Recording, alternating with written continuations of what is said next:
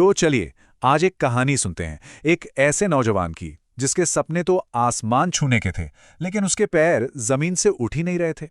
ये कहानी है अमन की। और इस कहानी में एक बहुत बड़ा सबक छिपा है कि कैसे छोटे छोटे कदम भी आपको बड़ी से बड़ी मंजिल तक पहुंचा सकते हैं। कहानी की शुरुआत होती है एक बहुत ही गहरी बात से। ये शब्द हैं अमन के दादाजी के। एक ऐसी सच्चाई जो उस वक्त तो अमन के शायद पल्ले नहीं पड़ी, लेकिन यही एक लाइन आगे चलकर उसकी पूरी जिंदगी का कह सकते हैं कि आधार बनने वाली थी। तो ये कहानी है अमन की, मध्य प्रदेश के सागर शहर में रहने वाला एक आम सा नौजवान। लेकिन उसकी आंखों में ख्वाब बिल्कुल भी आम नहीं थे। दिक्कत बस ये थी कि उसके ख्वाब और उसकी आदतें दो अलग अलग दुनिया में जीती थीं। यहाँ देखने वाली बात यह है कि अमन की दुनिया असल में दो हिस्सों में बटी हुई थी। एक तरफ थे उसके सपने, बड़ा बिजनेस खड़ा करना है, करोड़पति बनना है, और दूसरी तरफ थी उसकी हकीकत, जहां वो बस दोस्तों से बातें करता था और असल में वो पहला कदम कभी उठाता ही नहीं था। लेकिन कहते हैं ना, जिंदगी हमेशा एक जैसी नहीं रहती। बहुत जल्द अमन की जिंदगी में एक ऐसा मोड़ आने वाला था जो उसे उसकी आराम की दुनिया से निकालकर सीधा जिम्मेदारी की भट्टी में झोंकने वाला था। और देखिए, ये सब कुछ एकदम से नहीं हुआ। पहले दादाजी की वो सलाह जिसे उसने अनसुना कर दिया, फिर उसके दोस्त एक एक करके आगे बढ़ने लगे और वो वहीं खड़ा रह गया। और फिर सबसे बड़ा धक्का, पिता की बीमारी। इन सब ने मिलकर अमन को उस मोड़ पर ला खड़ा किया जहां से उसे एक नई शुरुआत करनी ही थी। और उसकी शुरुआत कहां से हुई? एक छोटी सी वर्कशॉप से। सोचिए जरा, जो लड़का बड़े बड़े बिजनेस के सपने देखता था, उसे अब जंग लगे हुए औजार साफ करने पड़ रहे थे। उसे लगा कि बस किस्मत मजाक कर रही है और उसके सारे सपने यहीं इसी वर्कशॉप में दफन हो जाएंगे। लेकिन कभी कभी सबसे अंधेरी जगह पर ही रोशनी की किरण मिलती है। उसी वर्कशॉप में उसे एक ऐसा शख्स मिला जो उसके लिए सिर्फ एक कारीगर नहीं, बल्कि एक गुरु साबित हुआ। नाम था शिवनाथ, एक बुजुर्ग कारीगर जिसने अमन को सिर्फ काम नहीं सिखाया, बल्कि जिंदगी का सबसे बड़ा सबक सिखाया। शिवनाथ ने अमन को देखते ही जैसे उसकी पूरी कहानी पढ़ ली हो, और उन्होंने वही बात कही, बिल्कुल वही बात जो उसके दादाजी कहते थे, बस अंदाज नया था। उन्होंने कहा, दुनिया में जितनी भी बड़ी चीजें हैं ना, सबकी शुरुआत छोटी ही होती है।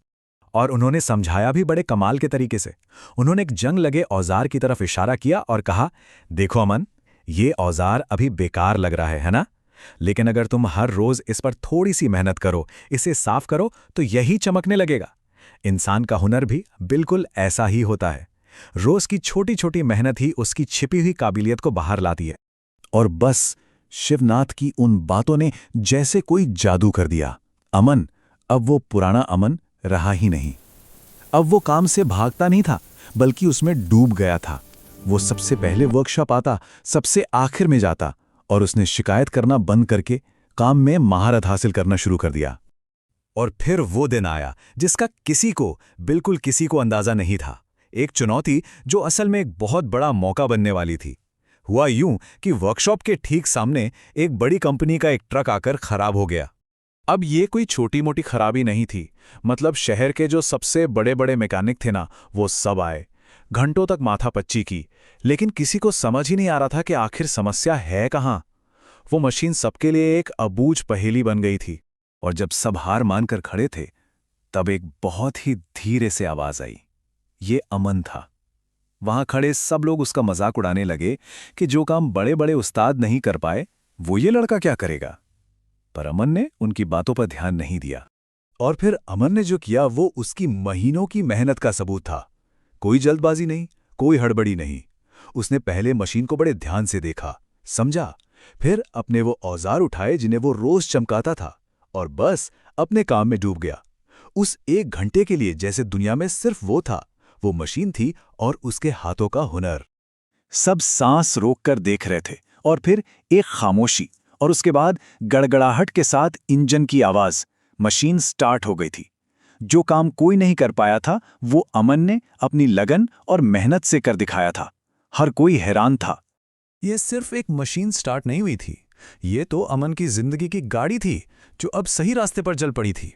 उस एक घंटे की मेहनत ने उसकी पूरी कहानी ही बदल कर रख दी।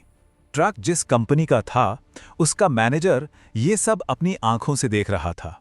वो अमन की काबिलियत और उसके शांत स्वभाव से इतना प्रभावित हुआ कि उसने वहीं उसी वक्त अमन को अपनी कंपनी में नौकरी दे दी। ये उसके छोटे छोटे कदमों का पहला बहुत बड़ा इनाम था। कई साल गुजर गए।